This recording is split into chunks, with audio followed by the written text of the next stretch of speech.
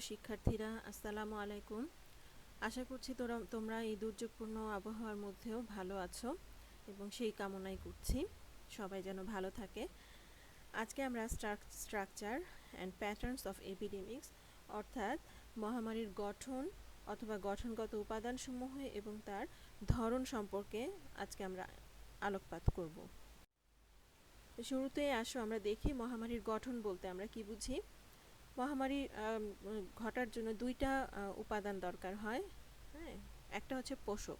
প্রাথমিকভাবে দুইটা উপাদানের দরকার হয়, একটা হচ্ছে পোষক, আরেকটা হচ্ছে পরজীবী বা প্যাথোজেন। ঠিক আছে, এই পোষক এবং পরজীবীর পারস্পরিক ক্রিয়া এবং প্রতিক্রিয়ার ফলে কি তৈরি হয়? রোগ সৃষ্টি হয়। হ্যাঁ, আর এই যে পারস্পরিক ক্রিয়া এবং প্রতিক্রিয়া, এটা আবার প্রভাবিত হয় কি দ্বারা? পারস্পরিক অবস্থা, সময়কাল, মানুষের হস্তক্ষেপ ইত্যাদি দ্বারা এই পারস্পরিক ক্রিয়া প্রতিক্রিয়া প্রভাবিত হয়। হ্যাঁ, তাহলে পোষক এবং পরজীবীর পারস্পরিক ক্রিয়া প্রতিক্রিয়ার ফলে তৃতীয় উপাদান, সেটা হচ্ছে রোগের সৃষ্টি হয়। তাহলে মহামারী গঠনের আমরা তিনটা উপাদান দেখতে পাচ্ছি, একটা হচ্ছে পোষক, একটা পরজীবী। এই পোষক পরজীবীর পারস্পরিক ক্রিয়া প্রতিক্রিয়ায় যা কিনা প্রভাবিত হয় পারিপার্শ্বিক অবস্থা, সময়কাল এবং মানুষের হস্তক্ষেপ, তার ফলে এই পারস্পরিক ক্রিয়া এবং প্রতিক্রিয়ার ফলে তৃতীয় উপাদান রোগের সৃষ্টি হয়। তাহলে তিনটা উপাদান, পোষক, পরজীবী এবং রোগ। ঠিক আছে, এখন আমরা বলছি যে পোষক, পরজীবী এবং রোগ তিনটা উপাদান। তো এদের আবার দেখা গেছে উপ উপাদান আছে, যেমন পোষকের আবার উপ উপাদান আছে। সেটা কিরকম? সেটা হচ্ছে পোষকটা বহুবর্ষজীবী, বর্ষজীবী নাকি বৃক্ষ, কিরকম? ঠিক আছে, যেটাকে আমরা বলছি বৃদ্ধি পর্যায়।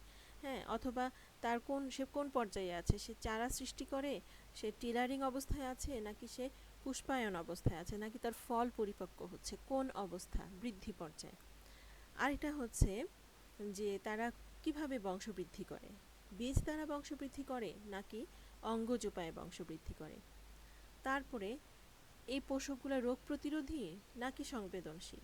হ্যাঁ, এছাড়া রোগ লক্ষণ প্রকাশটা কীরকম হয়? হ্যাঁ, ক্ষত বা পচন সৃষ্টির মাধ্যমে এদের রোগ লক্ষণ প্রকাশ পেতে পারে। তাহলে এই যে এগুলাকে আমরা বলছি বৃদ্ধি পর্যায়ে, বংশবৃদ্ধি, রোগ প্রতিরোধী নাকি সংবেদনশীল, হ্যাঁ ইত্যাদি। এগুলা হচ্ছে তাহলে পোষকের আবার উপ উপাদান। এখানে আসো আমরা একটা গ্রাফ দিয়ে একটু এক্সাম্পলটা এগুলো একটু বোঝার চেষ্টা করি। সেটা কীরকম? দেখো, এই যে প্রথম গ্রাফটায় এখানে এই যে যেটা দেখানো হচ্ছে সলিড লাইন দিয়ে এখানে দেখানো হচ্ছে যে এই উদ্ভিদগুলো, হ্যাঁ এই উদ্ভিদগুলো এখানে দেখো, এটা হচ্ছে তার দুইটা পর্যায় দেখানো হয়েছে। এটা হচ্ছে তার গ্রোথ পর্যায়, হ্যাঁ গ্রোথ পিরিয়ড, শুরুর দিকে আর্লি। এটা হচ্ছে তার অ্যাডাল্ট পিরিয়ড, হ্যাঁ এটা হচ্ছে আর্লি অ্যাডাল্ট পিরিয়ড, এটা হচ্ছে লেট অ্যাডাল্ট পিরিয়ড। আর এখানে আমরা কি বুঝাচ্ছি? এই আনুভূমিকভাবে আমরা দেখাচ্ছি বা এক্সিসের দিকে আমরা দেখাচ্ছি যে উদ্ভিদের জীবনকাল, হ্যাঁ জীবনচক্র। আর উপরের দিকে আমরা দেখাচ্ছি, ওয়াই এক্সিসে আমরা দেখাচ্ছি যে উদ্ভিদটা সংবেদনশীল কিনা, সাসেপ্টেবিলিটি বা রেজিস্ট্যান্সি, হ্যাঁ এটা দেখাচ্ছি। এখন দেখো সলিড লাইন এর ক্ষেত্রে কি হয়েছে? উদ্ভিদটা কচি অবস্থাতেই কিন্তু কি হয়েছে? সংবেদনশীল, হ্যাঁ সংবেদনশীল। তারপরে দেখো এই যে কার্ভটা উপরের দিকে উঠে গেছে, অর্থাৎ হচ্ছে এরা সংবেদনশীল। প্যাথোজেনের প্রতি সংবেদনশীল এই পোষক তার একদম শুরুর দিকে, আর্লি স্টেজে, বৃদ্ধি পর্যায়ে শুরুর দিকে। এরপরে কিন্তু সে কিন্তু অ্যাডাল্ট স্টেজে সে কিন্তু আবার রেজিস্ট্যান্ট, হ্যাঁ বা সে এখানে প্যাথোজেনের প্রতি সে রেজিস্ট্যান্ট। আচ্ছা, বি এর ক্ষেত্রে দেখো ড্যাশ লাইন, শুরুতে একদম শুরুতে সে কিন্তু রেজিস্ট্যান্ট। ঠিক আছে, কার্ভটা দেখো নিচের দিকে, এখানে দেখো কার্ভটা উপরে উঠে গেছে। তার মানে এরপরে কচি অবস্থায় এই গাছগুলা কি হয়েছে? প্যাথোজেনের প্রতি এরা কিন্তু সংবেদনশীল, পরবর্তীতে আবার এরা রেজিস্ট্যান্ট। ঠিক আছে, তাহলে বৃদ্ধি পর্যায়ে এরকম দুইটা রকম আমরা দেখতে পেলাম।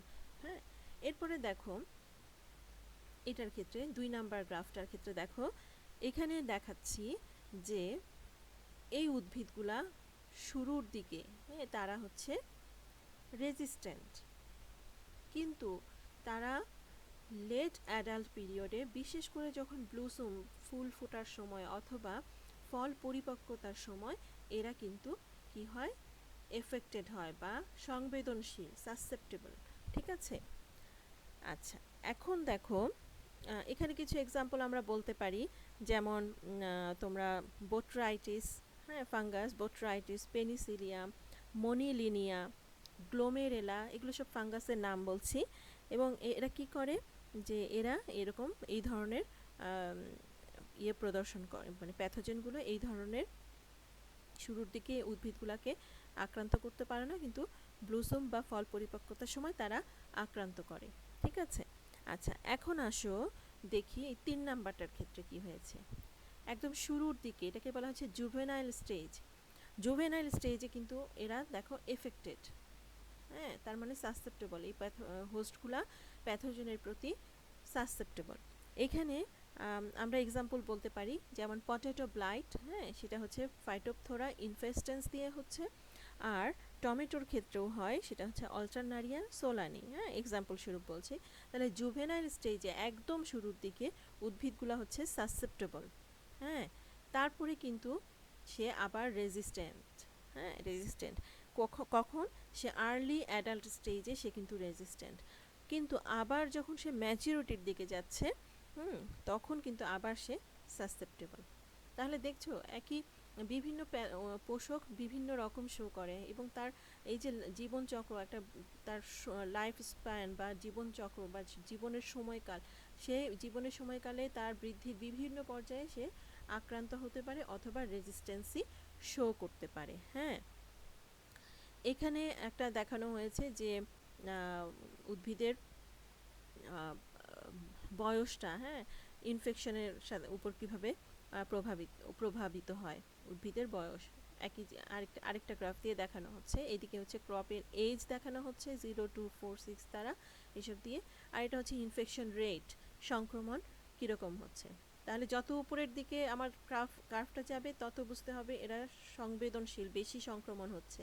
আস্তে আস্তে নিচের দিকে নেমে যাওয়া মানে হচ্ছে সংক্রমণ কম হচ্ছে। হ্যাঁ, এটা এই গ্রাফটা দেখানো হয়েছে একটা কাসাভা প্ল্যান্টিংস, দেখানো হয়েছে তার বিভিন্ন বয়সের সময়, হ্যাঁ, 0 to 4 6 8 10 12, হ্যাঁ, এগুলো হচ্ছে মাস, 2 মাস 4 মাস 6 মাস 8 মাস 10 মাস 12 মাস, এরকম বিভিন্ন মাসে তার সংক্রমণ কীরকম হয় প্যাথোজেন দিয়ে, সেটা দেখানো হয়েছে। এটা হচ্ছে একটা কাসাভা প্ল্যান্টিংস। এটা কি দিয়ে হয়, একটা হোয়াইট ফ্লাই হচ্ছে একটা পতঙ্গ, এই হোয়াইট ফ্লাই দ্বারা একটা ভাইরাস ট্রান্সমিটেড হয়। তোমরা জানো ভাইরাস ট্রান্সমিটেড হওয়ার জন্য বাহক লাগে, ভেক্টর লাগে।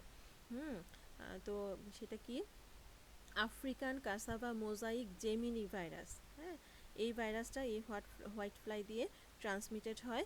এবং এখানে দেখানো হচ্ছে যে শুরুর দিকে আক্রমণ খুব বেশি হয়, সংক্রমণ খুব বেশি হয়, কিন্তু আস্তে আস্তে কিন্তু সংক্রমণটা, যত প্যাথোজেনের প্রাচুর্যতা যদিও বেশি, কিন্তু উদ্ভিদটা কিন্তু রেজিস্ট্যান্ট, হ্যাঁ, রেজিস্ট্যান্স শো করে, তার মানে তার রেজিস্ট্যান্সই বেড়ে যায়। হ্যাঁ, এটা তাহলে দেখানো হচ্ছে বিভিন্নতা। হ্যাঁ, তাহলে পোষকের এই সমস্ত উপাদানগুলো কি করে রোগ লক্ষণ বা রোগের ক্ষেত্রে প্রভাবিত হয়, রোগ কি ধরনের হবে বা কখন হবে সেটা প্রভাবিত করে। এখন আসো আমরা দেখি প্যাথোজেন। প্যাথোজেনেরও কিছু উপবিভাগ আছে। প্যাথোজেন আমাদের দ্বিতীয় উপাদান, সেটা কীরকম, প্যাথোজেনিসিটি কীরকম, হ্যাঁ, প্যাথোজেনিসিটি কীরকম, সেটা হচ্ছে সে কি বায়োট্রফ, বাধ্যতামূলক পরজীবী, অব্লিগেট, হ্যাঁ, নেক্রোট্রফ, বা তার আক্রমণের ধরন কীরকম, টক্সিন তৈরি করে নাকি করে না, ইত্যাদি। তারপরে হচ্ছে তার ভিরুলেন্সি কেমন, সে কি ভিরুলেন্স স্ট্রেন নাকি ভিরুলেন্ট স্ট্রেন না।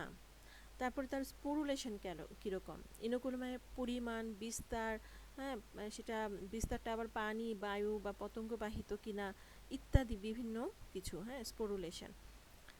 তারপরে এর বেঁচে থাকা বা সারভাইভাল, সময়ের সাথে সে কতটুকু টিকে থাকতে পারে বা তার বেঁচে থাকার ধরন কীরকম। তাহলে এই উপাদানগুলোও কিন্তু এই আমাদের প্যাথোজেন যে উপাদান তার উপাদান। হ্যাঁ, তো এখানে আমরা একটা এক্সাম্পল দেখেছি, সেটা হচ্ছে তোমার ইনোকুলাম, বেশি বা কম। যেমন আমরা একটা বলেছিলাম যে ইনোকুলামের প্রকার অথবা পরিমাণ, এই যে স্পোরুলেশন, পরিমাণ যত বেশি হয় রোগ হওয়ার সম্ভাবনা তত বেড়ে যায়। ঠিক আছে, যদি প্যাথোজেনের পরিমাণ বেশি হয় তাহলে রোগ হওয়ার সম্ভাবনাও কিন্তু বেড়ে যায়, রোগ বেশি হয় প্রকোপ বেড়ে যায়। এখানে সেটাই, এই জিনিসটাই এই গ্রাফটার মধ্যে দেখানো হয়েছে। এটা যেটা দেখানো হয়েছে দেখো, ভার্টিসিলিয়াম ডালিয়া, এটা হচ্ছে একটা সয়েল ইনোকুলাম। ভার্টিসিলিয়াম ডালিয়া একটা ফাঙ্গাস। সেটা কি, এই ভার্টিসিলিয়াম ডালিয়া এটা ভাস্কুলার উইল্ট রোগ সৃষ্টি করে পটাটো প্ল্যান্টে। এবং এখানে দেখানো হয়েছে যে পটাটো প্ল্যান্টটাকে বিভিন্ন সময় দিনে তার হচ্ছে মেজারমেন্ট নেওয়া হয়েছে ইনোকুলামের। হ্যাঁ, এখানে দেখো 70, 75, 80, 85, 90, 95 এগুলো করতে করতে যে 120, এগুলো হচ্ছে দিন। 70 দিন পর, 75 দিন পর, 80 দিন পর, 85 দিন পর, এইভাবে করে তাদের একটা কি করা হয়েছে, কি ধরনের কত % ইনফেকশন হয়েছে এটা মেজারমেন্ট করা হয়েছে। হ্যাঁ, কোন প্যাথোজেন দিয়ে আক্রান্ত হচ্ছে, ভার্টিসিলিয়াম ডালিয়া। সেটা কোথায় সৃষ্টি করছে রোগটা, পটাটো প্ল্যান্টে। হ্যাঁ, তো প্ল্যান্টিং করার বা গাছ লাগানোর পর থেকে বিভিন্ন সময়ে আক্রমণ বা ইনফেকশন কীরকম হচ্ছে সেটাকে মেজারমেন্ট করা হয়েছে এবং সেটাকে পার্সেন্টেজ হিসাবে প্রকাশ করা হয়েছে। এখানে দেখো স্টেম বা কাণ্ডে কী ধরনের কতটুকু ইনফেকশন হয়েছে সেটা পার্সেন্টেজ আকারে দেখানো হয়েছে। আর এখানে ভাস্কুলার বান্ডল, হ্যাঁ, কী পরিমাণ ইফেক্টেড হয়েছে, সেটা সংক্রমিত হয়েছে, সেটাও পার্সেন্টেজ আকারে দেখানো হয়েছে। দেখো এখানে খেয়াল করো, এই কার্ভটা, এটার ক্ষেত্রে এই যে এই কার্ভটা, হ্যাঁ, যেটা হচ্ছে ওপেন সার্কেল। ওপেন সার্কেল বলতে এই যে মাঝখানে শুধুমাত্র সার্কেল, ভিতরটা কিছু নাই। হ্যাঁ, ওপেন সার্কেল। এই ওপেন সার্কেলের ক্ষেত্রে আসলে কোনো প্যাথোজেন ডিটেকশন হয়নি। ঠিক আছে, এই কার্ভটার ক্ষেত্রে কোনো প্যাথোজেন ডিটেকশন হয়নি। তার মানে এখানে হচ্ছে এটা হচ্ছে একেবারে কোনো প্যাথোজেন নাই। এরপরে দেখো এই যে ট্রায়াঙ্গেল, ত্রিভুজ দিয়ে, ওপেন ত্রিভুজ দিয়ে দেখানো হচ্ছে, এখানেও ওপেন ত্রিভুজ দিয়ে দেখানো হচ্ছে। এইখানে হচ্ছে ডিটেক্ট করা হয়েছে প্রায় 1 থেকে 5টা প্রোপাগিউস পার গ্রামে পিপিজি, পার গ্রামে 1 থেকে 5টা প্রোপাগিউস ডিটেক্টেড হয়েছে বা আমরা বের করেছি, শনাক্ত করতে পেরেছি, মেজারমেন্ট করতে পেরেছি। তাহলে দেখো সংক্রমণও কিন্তু সেই হারে হয়েছে, সংক্রমণ হচ্ছে। তারপরে আবার খেয়াল করো গ্রাফটা, এখানে কিন্তু আমরা দিন দেখাচ্ছি, তাই না? তো সংক্রমণ হচ্ছে শুরুর দিনগুলোতে একটু কম, আস্তে আস্তে কিন্তু প্যাথোজেনও তো বংশবৃদ্ধি করছে, তাই না? তাদের সংখ্যাও বাড়ছে, কাজে গ্রাফটাও কিন্তু আস্তে আস্তে উপরের দিকে উঠে যাচ্ছে। প্যাথোজেনের সংখ্যাও বাড়ছে, গ্রাফটাও আস্তে আস্তে উপরের দিকে উঠে যাচ্ছে। আর এটার ক্ষেত্রে কোনো প্যাথোজেন ডিটেক্টেড হয় না, এটা একই রকম আছে, এটার ক্ষেত্রে একই রকম আছে। পরবর্তীতে 1 থেকে 5টা প্রোপাগিউল পাওয়া গিয়েছে পার গ্রামের মধ্যে, সেটা তাহলে আগেরটার চেয়ে একটু বেশি, তাই না? এবং এটা সময়ের সাথে সাথে সেটা উপরের দিকে উঠছে, তার মানে ইনফেকশন বেশি হচ্ছে। তারপরে দেখো এটার ক্ষেত্রে, চতুর্ভুজটার ক্ষেত্রে, ওপেন চতুর্ভুজের ক্ষেত্রে এইখানে 6 থেকে 10টা, হ্যাঁ, 6 থেকে 10টা প্রোপাগিউল পার গ্রামে মেজারমেন্ট করা হয়েছে, পার্সেন্টেজ 6 থেকে 10টা। এখানে দেখো তাহলে আগেরটাই ছিল 1 থেকে 5, এটাতে 6 থেকে 10, তাহলে এটা আরেকটু দেখো ইনফেকশন আরেকটু বেশি, এই যে উপরে, এটাও এই যে ইনফেকশন আরেকটু উপরে, হ্যাঁ, উপরে, এবং সময়ের সাথে সাথে ইনফেকশন রেট কিন্তু বেড়ে যাচ্ছে। এরপরে এই যে এইটা দেখো, এটা হচ্ছে 10 পিপিজির বেশি। পিপিজি কি? প্রোপাগিউলস পার গ্রাম। প্রোপাগিউলস বলতে এখানে কনিডিয়া বা কনিডিওফোর বা মাইসেলিয়াম যেটাই বলো না কেন, হ্যাঁ, তাহলে কি হচ্ছে, কত, 10 পিপিজির বেশি দেখো, এবং সেই ক্ষেত্রে তার ইনফেকশন রেটও বেশি। এখানেও দেখো ইনফেকশন রেটও বেশি, এটা হচ্ছে ক্লোজড সার্কেলটার ক্ষেত্রে, ক্লোজ সার্কেলের ক্ষেত্রে। এবং সে সময়ের সাথে সাথে কি হচ্ছে, ইনফেকশনের হারও বেশি। তাহলে বোঝা গেল যে প্রত্যেকটা জিনিসই এখানে, এই যে উপাদানগুলো প্রত্যেকটাই প্যাথোজেনিসিটি কীরকম হবে বা রোগটা কীরকম হবে সেটা কি করে, নিয়ন্ত্রণ করে। আচ্ছা, এছাড়া আমরা বলছি যে পারস্পরিক পোষক এবং প্যাথোজেনের পারস্পরিক ক্রিয়া প্রতিক্রিয়া ফেলে রোগ হয়, তাই না? রোগ সৃষ্টি হয়। রোগেরও আবার অনেকগুলো উপাদান আছে, সেগুলো কি? এই যে ইনফেকশন বা ক্ষতের সংখ্যাটা কীরকম হবে, সেটা সিস্টেমিক হবে কি না, প্যাথোজেনেসিসটা কীরকম হবে, তার সুপ্তিকাল কীরকম হবে, সুপ্তিকাল বলতে তার এই যে ওভার সামারিং, ওভার উইন্টারিং, হ্যাঁ, এগুলো কীরকম হবে, ক্ষতটা কীরকম হবে, ক্ষতের আকার কীরকম হবে, সংখ্যা কীরকম হবে, টক্সিন উৎপাদন করবে কি করবে না ইত্যাদি, ভিরুলেন্সি কেমন হবে প্যাথোজেনের ক্ষেত্রে, সময়কাল এবং স্পোরুলেশনের পরিমাণ, নতুন ইনোকুলামের পরিমাণ ইত্যাদি, এবং পোষকের আক্রমণের বিস্তৃতি কেমন হবে, তার বেঁচে থাকা কেমন হবে, কতদিন বেঁচে থাকবে, দিন, মাস, বছর, কতদিন বেঁচে থাকবে। তাহলে এই যে উপাদানগুলো, প্রতিটি মহামারীর এই উপ উপাদানগুলো সম্পর্কে আমরা যত বেশি জানতে পারবো, তত আমরা মহামারী সম্বন্ধে আমাদের ধারণাটা আরও ক্লিয়ার হবে, আরও পরিষ্কার হবে, এবং আমরা সঠিক একটা ব্যবস্থা গ্রহণ করতে পারবো, এবং কোন পর্যায়ে কোন সময়ে আমাদের ব্যবস্থা গ্রহণ করতে হবে সেটা সম্পর্কে আমরা জানতে সক্ষম হব, বা আমরা সমর্থ হব ব্যবস্থা নিতে। হ্যাঁ, কারণ আমরা যদি সব কিছু জানতে পারি, যে আর্লি স্টেজ বা লেট স্টেজ বা সংক্রমণের, প্যাথোজেনের ভিরুলেন্স, এই সমস্ত সব কিছু যদি আমাদের জানা থাকে, তাহলে কিন্তু রোগটা নিয়ন্ত্রণ করা আমাদের জন্য কি সুবিধাজনক। আচ্ছা, এই গেল আমাদের গঠনগত উপাদানসমূহ। দেখি মহামারীর ধরন, প্যাটার্নস অফ এপিডেমিক্স, ধরন কীরকম হবে। তো এই যে আমরা বললাম পরিবেশ, সময় এবং মানুষের হস্তক্ষেপ দ্বারা কি হয়, মহামারীর গঠনগত উপাদানগুলো এই যে হয়, প্রভাবিত হয়, গঠনগত উপাদান, এটার ধরন আছে, তাই না? আমরা অলরেডি কতগুলো গ্রাফের মধ্যে দেখে এসেছি যে এক একটা গ্রাফ এক এক রকম হচ্ছে, তার মানে এটারও প্যাটার্নস আছে বা ধরন আছে, ভিন্ন রকম হতে পারে। তো মোটামুটি আমরা 3টা রকম পেয়েছি। এই যে ক্ষতের সংখ্যা, রোগাক্রান্ত টিস্যুর পরিমাণ অথবা রোগাক্রান্ত উদ্ভিদের পরিমাণ যদি একটা গ্রাফে আমরা উপস্থাপন করি, হ্যাঁ, যার মাধ্যমে সময় অনুযায়ী, সময়ের সাথে সাথে মহামারীর অগ্রগতি কীরকম, মহামারীটা কীরকম হচ্ছে সেটা প্রকাশিত হয়, তখন সেই গ্রাফকে আমরা ডিজিজ প্রোগ্রেস কার্ভ বলি বা অগ্রগতি গ্রাফ বলি। ঠিক আছে, তাহলে কি বলছি, ক্ষতের সংখ্যা, রোগাক্রান্ত টিস্যুর পরিমাণ অথবা রোগাক্রান্ত উদ্ভিদের পরিমাণ, হ্যাঁ, যদি একটা গ্রাফে দেখানো যায়, যার মাধ্যমে সময় অনুযায়ী মহামারীর অগ্রগতি প্রকাশিত হয়, তখন সেই কার্ভকে আমরা রোগ অগ্রগতি কার্ভ বা ডিজিজ প্রোগ্রেসিভ কার্ভ বলি, ডিজিজ প্রোগ্রেস কার্ভ বলি।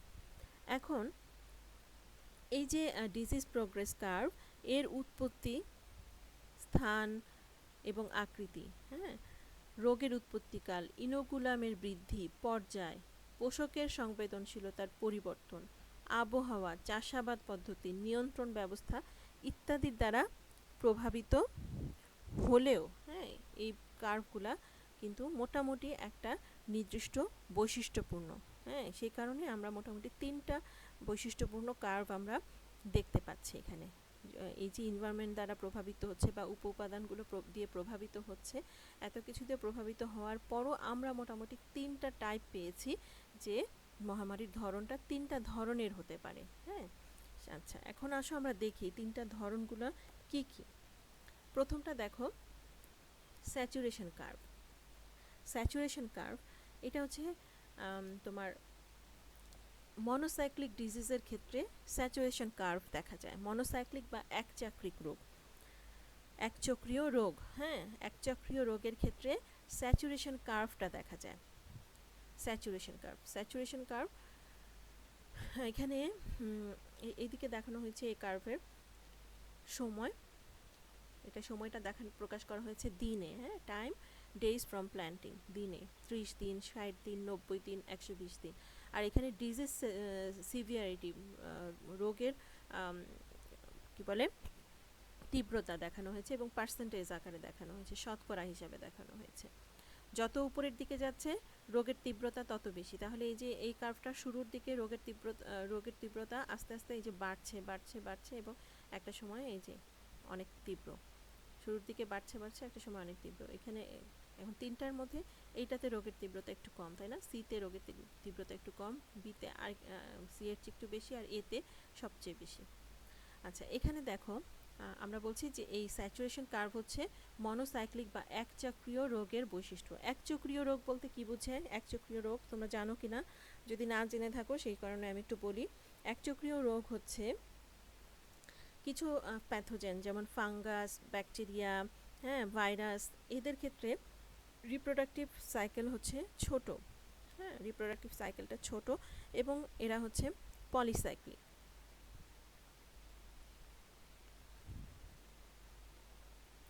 ও না, পলিসাইক্লিক, আমি মনোসাইক্লিকের কথা বলবো, তাই না? মনোসাইক্লিক, মনোসাইক্লিক হচ্ছে মনোচক্রীয়। সেটা হচ্ছে যে কিছু স্মার্ট এবং তোমার শর্ট সাইকেল রাস্টের ক্ষেত্রে, হ্যাঁ, স্মার্ট এবং শর্ট সাইকেল রাস্টের ক্ষেত্রে একটা সম্পূর্ণ বছর লেগে যায় তোমার কি করতে, তার জীবনচক্র সম্পূর্ণ করতে। একটা সম্পূর্ণ বছর লেগে যায় তার জীবনচক্র সম্পূর্ণ করতে। এরা হচ্ছে মনোসাইক্লিক প্যাথোজেন। তাহলে তাদের মোটামুটি একটা বছর সময় লেগে যায় তাদের সম্পূর্ণ জীবনচক্র সম্পূর্ণ করতে। কাদের? প্যাথোজেনের।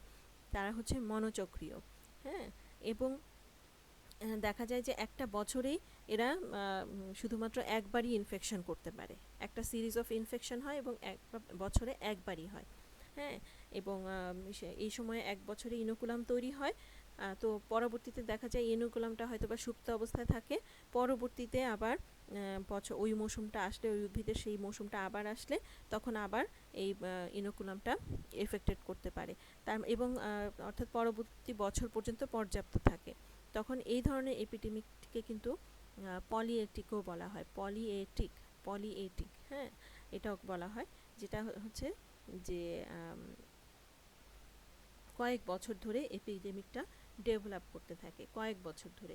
মনোচাক্রিক যে সমস্ত ডিজিজ তাদের ক্ষেত্রে আমরা বলছি যে এদের লাইফ স্প্যানটা সম্পূর্ণ করতে, এই প্যাথোজেনগুলোর, মনোচক্রীয় প্যাথোজেনগুলোর লাইফ চক্রটা সম্পূর্ণ করতে, জীবন চক্রটা সম্পূর্ণ করতে 1 বছরের মতো সময় লেগে যায়। তাহলে একটা মৌসুমে তারা একবারই একটা সিরিজ অফ ইনফেকশন ঘটাতে পারে, এবং এই সময় তাদের বেশ কিছু ইনোকুলাম রয়ে যায়, যা পরবর্তী গ্রোয়িং সিজন, যখন পরবর্তী মৌসুমে আবার এরা কিন্তু এই ইনোকুলামগুলো আবার কী করে, সুপ্ত অবস্থায় হয়তো বা থাকে, তখন পরবর্তী সময়ে তারা আবার বংশবৃদ্ধি করে এবং কয়েক বছর পর্যন্ত এই মহামারীটা চলতে থাকে। ঠিক আছে, এটাকে বলা হচ্ছে মনোসাইক্লিক ডিজিজ। এবং এই মনোসাইক্লিক ডিজিজের ক্ষেত্রে আমরা যেটা দেখি, স্যাচুরেশন কার্ভ দেখি, স্যাচুরেশন কার্ভ দেখা যায়, হ্যাঁ। আচ্ছা, এরপরে আসো সিগময়েড কার্ভ। এটাকে বলা হচ্ছে সিগময়েড কার্ভ। সিগময়েড কার্ভটা কি? সিগময়েড কার্ভটা হচ্ছে বহুচক্রীয় রোগের ক্ষেত্রে দেখা যায়। বহুচক্রীয় রোগের বৈশিষ্ট্য হচ্ছে সিগময়েড কার্ভ। শুরুর দিকে হচ্ছে দেখো ডিজিজ ইনফেকশন কম, সিভিয়ারিটি কম, তীব্রতা কম, আস্তে আস্তে বাড়ছে, আস্তে আস্তে বাড়ছে, বাড়ছে, বাড়ছে এবং একটা সময় অনেক বেশি, অনেক বেড়ে যাচ্ছে, হ্যাঁ। এটা কিন্তু ধীরে ধীরে ধীরে ধীরে বাড়ছে এবং অনেক বেড়ে যাচ্ছে, হ্যাঁ। শুরুতেই একদম প্রকোপ, প্রচণ্ডতা নাই, হ্যাঁ। আস্তে আস্তে প্রচণ্ডতা বাড়ছে, বাড়ছে এবং একটা সময় অনেক বেড়ে যাচ্ছে। এখানে কিন্তু শুরুতেই অনেক প্রচণ্ডতা, শুরুতেই খুব তীব্র গতিতে বেড়ে যাচ্ছে, ঠিক আছে। আচ্ছা, এটাকে বলা হচ্ছে কি, সিগময়েড কার্ভ। সিগময়েড কার্ভটা কি বলছি? পলিসাইক্লিক ডিজিজের ক্ষেত্রে হয়। পলিসাইক্লিক ডিজিজটা কি? বহুচক্রীয় রোগ। সেটা হচ্ছে যেটা আমরা শুরুর দিকে বলেছিলাম যে ফাঞ্জাই, ব্যাকটেরিয়া এবং ভাইরাস, কিছু কিছু ফাঞ্জাই, ব্যাকটেরিয়া এবং ভাইরাস, এদের রিপ্রোডাকশন সাইকেলটা ছোট এবং তারা বছরে কয়েকবার জীবন চক্র সম্পন্ন করতে পারে। মনোসাইক্লিকের ক্ষেত্রে 1 বছরে একবারই তারা তাদের জীবনচক্র সম্পন্ন করতে পারে, আর পলিসাইক্লিকের ক্ষেত্রে তারা একটা বছরে বহুবার জীবনচক্র সম্পন্ন করতে পারে। তাহলে তাদের যত জীবনচক্র সম্পন্ন করবে তাদের তত বেশি জেনারেশন হবে, তাই না? অনেক জেনারেশন তৈরি হয়ে যায় তাদের। এবং এই ধরনের প্যাথোজেনের ক্ষেত্রে কিন্তু হঠাৎ ধ্বংসাত্মক ধরনের কি হয়, এপিডেমিক দেখা যায়, ক্যাটাস্ট্রফিক ট্রফিক কি হয়, এপিডেমিক বা মহামারী দেখা যায়, ধ্বংসাত্মক ধরনের, মারাত্মক ধরনের মহামারী দেখা যায়, কারণ প্রচুর জেনারেশন তৈরি হয়। পলিসাইক্লিক যেহেতু অনেক লাইফ সাইকেল, অনেকবার সে জীবনচক্র সম্পন্ন করে, অনেকগুলো জেনারেশন তার তৈরি হয়, যার ফলে সিভিয়ারিটি অনেক বেশি, আস্তে আস্তে কম থাকে এবং একটা পর্যায়ে মারাত্মক আকারে সিভিয়ারিটি দেখা যায় বা তীব্রতা বেড়ে যায়। তখন এই যে ক্যাটাস্ট্রফিক বা ধ্বংসাত্মক একটা মহামারী দেখা যায়, সিগময়েড কার্ভ। আচ্ছা, এখন দেখো এটা হচ্ছে বাইমোডাল কার্ভ। বাইমোডাল কার্ভটা হচ্ছে সাধারণত উদ্ভিদের বিভিন্ন অঙ্গ যখন আক্রমণের এই বৈশিষ্ট্যটা প্রকাশ করে তখন সেটাকে বলা হচ্ছে বাইমোডাল কার্ভ। অর্থাৎ উদ্ভিদের বিভিন্ন অঙ্গকে বিভিন্ন যেমন অঙ্গ বলতে কি বোঝাচ্ছে, ফুল, ব্লুসমস অথবা ফ্রুট অথবা মানে ফল ইত্যাদি বিভিন্ন অঙ্গে আক্রমণের ধরনের উপর যেই একটা কার্ভ দেখা যায় সেটা হচ্ছে বাইমোডাল কার্ভ। এখন বাইমোডাল কার্ভটা হচ্ছে তোমার এটাও পলিসাইক্লিক ডিজিজের ক্ষেত্রেও কিন্তু দেখা যায়, যেমন brown rot of stone fruit, হ্যাঁ, তাদের ব্রাউন রট ডিজিজ। আচ্ছা, এখানে দেখো কি হয়, এরা হচ্ছে বিভিন্ন সময়ে আক্রান্ত হয় এবং এখানে যেটা হয় যে ডিজিজ সিভিয়ারিটি দেখো হয়তো বা কখনো ব্লুসুমের সময় হচ্ছে, আবার একটা সময় সে রেজিস্ট্যান্ট রোগ হচ্ছে না, আবার হয়তো বা যখন ফল পরিপক্কতা হচ্ছে তখন আবার ডিজিজ হচ্ছে, তাহলে বিভিন্ন সময়ে আক্রান্ত হয়। এটাকে বলা হচ্ছে বাইমোডাল কার্ভ।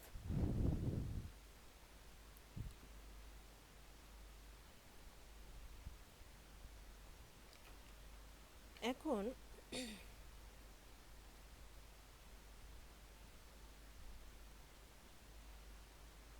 এই আমরা দেখলাম মহামারীর ধরন বা প্যাটার্নস অফ এপিডেমিক্স। আচ্ছা, এখন আমরা দেখি এখানে আরেকটা কার্ভ আমরা দেখছি, সেটা হচ্ছে ডিজিজ গ্রেডিয়েন্ট কার্ভ। সেটা কীরকম?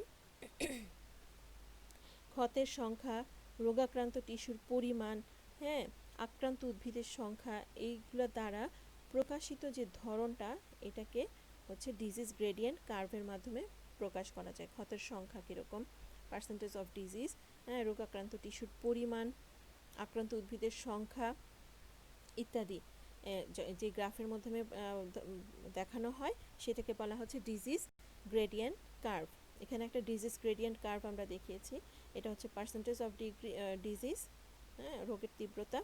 এটা হচ্ছে ডিস্টেন্স, কি বোঝানো হচ্ছে ডিস্টেন্স? ইনোকুলাম থেকে তার দূরত্ব কতটুকু। ইনোকুলাম, যত ইনোকুলামের কাছে মানে উৎসের কাছে রোগ বেশি হয়, যেখানে ইনোকুলাম বেশি সেখানে রোগ বেশি হয়, যেখানে ইনোকুলাম কম সেখানে রোগ কম হয়। তাহলে সোর্সেস অফ ইনোকুলামের উৎসের কাছে রোগ বেশি, যে দেখো এখানে রোগ বেশি, এবং যত তার দূরত্ব বাড়ছে, ডিস্টেন্স বাড়ছে, তত রোগের প্রকোপ কমে যাচ্ছে। তাহলে দেখা যাচ্ছে সাধারণত ইনোকুলামের উৎসের কাছে রোগ বেশি হয় এবং দূরত্ব বাড়ার সাথে সাথে কি হয়, পরিমাণও কমতে থাকে। এই কারণে এই যে ডিজিজ গ্রেডিয়েন্ট কার্ভটা হাইপো প্যারাবোলিক বা উপবৃত্তাকার ধরনের হয়ে থাকে, হ্যাঁ। এবং যেখানে পলিসাইক্লিক রোগের ক্ষেত্রে কিন্তু এটা ব্যতিক্রম হতে পারে। এখানে দেখো কি হতে পারে যে এটা আর কির উপর নির্ভর করতে পারে, যে তার বিস্তৃতি কীরকম হবে, হ্যাঁ, যেমন মানে বিস্তৃতি বলতে এই যে এই কার্ভটা কীরকম হবে, তার বিস্তৃতিটা কীরকম হবে, বড় হবে না ছোট হবে ইত্যাদি। সেটা হচ্ছে যেমন কিছু সয়েল বর্ন প্যাথোজেনের ক্ষেত্রে বা ভেক্টর দিয়ে যে ভাইরাল ইনফেকশন হয় তাদের ক্ষেত্রে ছোট হয় এই প্যারাবোলিকটা বা উপবৃত্তাকার যে কার্ভটা বা ডিজিজ গ্রেডিয়েন্ট কার্ভটা, এটা ছোট হয়। আর এয়ারবোর্ন প্যাথোজেনের ক্ষেত্রে বড় হয়। কেন বলো তো? কারণ এয়ারবোর্ন প্যাথোজেন দিয়ে খুব সহজে কিন্তু ইনফেকশন হয়। এয়ারবোর্ন প্যাথোজেন খুব উৎস থেকে দ্রুত ছড়িয়ে পড়তে পারে, আর সয়েল বর্নের ক্ষেত্রে একটু দেরিতে ছড়ায়, বিস্তৃতিটা কম হয়। কেমন? তাহলে এই গেল ডিজিজ গ্রেডিয়েন্ট কার্ভ। এরপরে আসো আমরা দেখি, এটা হচ্ছে রেট কার্ভ। রেট কার্ভ কি জিনিস? যেই কার্ভের মাধ্যমে আমরা মহামারীর হারের ধরনকে বুঝাই তাকে রেট কার্ভ বলে। রেট, হার, মহামারীর ধরনের হারের ধরনকে যে কার্ভের মাধ্যমে আমরা প্রকাশ করি তাকে রেট কার্ভ বলে। তো বিভিন্ন সময়ে আহরিত বিভিন্ন ডেটা, আমরা যে বিভিন্ন সময়ে তথ্য সংগৃহীত করি, তার দ্বারা এই অঙ্কিত রোগ অগ্রগতি গ্রাফের মাধ্যমে আমরা কি করতে পারি, হারটা নির্ণয় করতে পারি। বিভিন্ন সময়ে প্রাপ্ত আমাদের তথ্য থেকে আমরা ডিজিজ প্রোগ্রেস কার্ভ, যেটা আমরা আগে বলেছি সিগময়েড কার্ভ, তারপরে হচ্ছে বায়োমোডাল কার্ভ, হ্যাঁ, তারপরে একটা কি বলেছি স্যাচুরেশন কার্ভ, হ্যাঁ, এদের থেকে তথ্য থেকে আমরা রেটটা বের করতে পারি, রেটটা জানতে পারি বা ধরনটা জানতে পারি, রোগের ধরনটা কীরকম হবে। এই রেট কার্ভ বিভিন্ন রোগের ক্ষেত্রে বিভিন্ন রকম হয়, পার্থক্যমণ্ডিত হয়। যেমন আলুর লেড ব্লাইটের ক্ষেত্রে এটা একটা সিমেট্রিক্যাল বেল শেপটের দেখায়। এই যে এটা একটা সিমেট্রিক্যাল বেল শেপড, এই যে দেখো বেল শেপড, এটা রেড কার্ভ বেল শেপড দেখায়। তারপরে অল্টারনারিয়া লিফ ব্লাইট বা ভার্টিসিলিয়াম উইল্ট এগুলোর ক্ষেত্রে অ্যাসাইমেট্রিক্যাল হয়। হ্যাঁ, অ্যাসাইমেট্রিক্যাল। আচ্ছা, এখানে দেখো দেখানো হয়েছে, এটা দিয়ে রেড বোঝানো হয়েছে, এটা হচ্ছে রেড, এই যে এই সলিড লাইন দিয়ে রেড বোঝানো হয়েছে, রেড কার্ভ।